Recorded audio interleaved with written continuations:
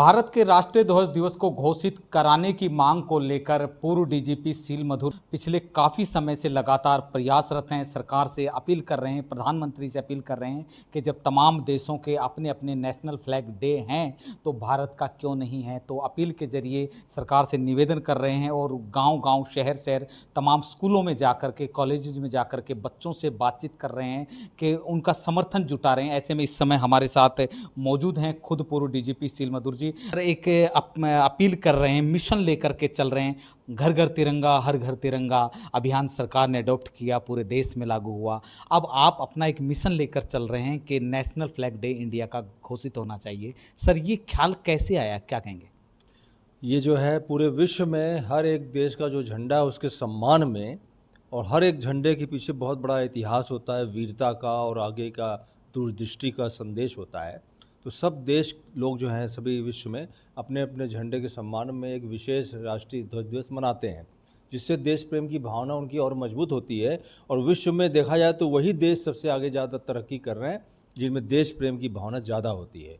तो इसलिए हर हर तिरंगा, घर घर तिरंगा के साथ साथ मैंने जो है राष्ट्रीय ध्वज दिवस के लिए भी जो इस मूवमेंट शुरू किया था, अपील शुरू की थी सरकार से, आज लगभग 5 साल हो गए। तो उसमें हर हर तिरंगा, घर घर तिरंगा के अनुरूप जो है हर घर तिरंगा आज पूरे देश में लागू है। इसके लिए मैं बहुत सरकार का, बहुत ही केंद्रीय सरकार का शुक्रगुजार हूँ, बहुत थैंकफुल हूँ। और मुझे उम्मीद है कि 22 जुलाई का दिन जो है जल्दी ही राष्ट्रीय ध्वज दिवस के रूप में सरकार घोषित करेगी। मैंने अनुरोध किया है, माननीय प्रधानमंत्री जी से अपील की है और पुनः अपील कर रहा हूं कि 15 अगस्त को राष्ट्र के संबोधन के समय वो अपने संबोधन में अगर इस चीज़ को शुमार करते हैं, शामिल करते हैं, तो सारे देशवासी बहुत खुशी महसूस करेंगे। और मुझे भी आगे बहुत खुशी महसूस होगी कि राष्ट्र प्रेम को आगे बढ़ाने में हम लोगों ने जो योगदान दिया है।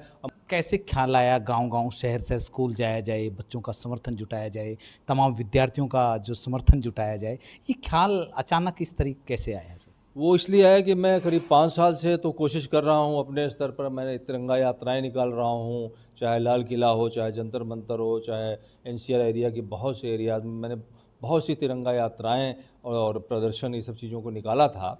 और हमेशा माननीय प्रधानमंत्री जी और उन लोगों को रिक्वेस्ट करता रहा हूँ। तो मैंने सोचा कि पब्लिक को भी इसमें जोड़ा जाए, पब्लिक को भी इसकी आइडिया होगा तो सरकार ज़रूर एक न एक दिन इस चीज़ को सुनेगी। और चूँकि ये देश हित में है, इसलिए मैं जो है अब तो मैं रिटायर हूँ करीब 9 साल से, लेकिन इसके बाद मैं इस चीज़ में लगा हुआ हूँ। मुझे पूरा विश्वास है कि अभी आने वाले 15 अगस्त को आप सब लोग इस अच्छी बात को सुनेंगे प्रधानमंत्री जी के मुख से। और अगर नहीं भी हो पाया तो कोई बात नहीं, हम लोग हमेशा अनुरोध करते रहे। हाँ, इसी पर और बातचीत करने के लिए हमारे साथ यहाँ की कॉलेज प्राचार्य डॉक्टर लाज कौशल हमारे साथ मौजूद हैं। लाज जी, आज जो पूर्व डीजीपी सील मधुर जी यहाँ पर पहुँचे हैं, क्या मानते हैं इनकी जो मुहिम है उससे कितना सरोकार रखते हैं? बिल्कुल, हमें बहुत ही अच्छा लगा। मेरा पूरा स्टाफ और पूरे सभी जो विद्यार्थी थे वो बड़े ही जोश में थे।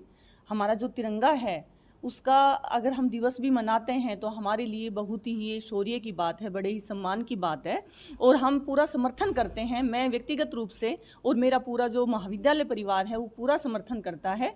और जो मधुर जी हैं ये बहुत ही एक अच्छा देश प्रेम का कार्य कर रहे हैं कि इनके मन में ये विचार आया और एक ये विचारधारा है, इसको हमें सभी को सहयोग करना चाहिए। दूसरा ये है कि जो हमारा ध्वज है वो हमें याद दिलाता है कि हमारे जो शूरवीर थे, जो शहीद हो गए हैं, उनकी याद दिलाता है कि इन्होंने हमें अधिकार दिया कि हम अपने ध्वज को फहराएं।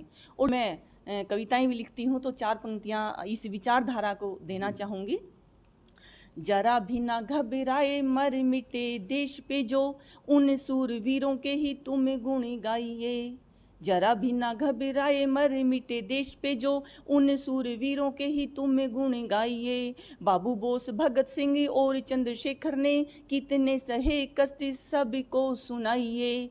जान भले चली जाए आज़ादी ना जाने पाए, शहीदों की कुर्बानी भूल मत जाइए। आन और बान पर भारत की शान पर, आन और बान पर भारत की शान पर, मर मिट जाएंगे कसमें उठाइए। धन्यवाद। ये थे मेरे साथ पूर्व डीजीपी सीलमधुर जी, जिनका साफ तौर पर कहना है कि वो अपनी मुहिम में लगे हुए हैं, सरकार तक अपनी बात को रख चुके हैं। प्रधानमंत्री जी से उन्होंने अपील भी की है और उनका विश्वास है कि इस बार 15 अगस्त को प्रधानमंत्री जी के मुखारविंद से इस तरह की घोषणा हो। कैमरामैन सहयोगी के साथ आलोक भंडोरिया, खबरें अभी तक, रेवाड़ी।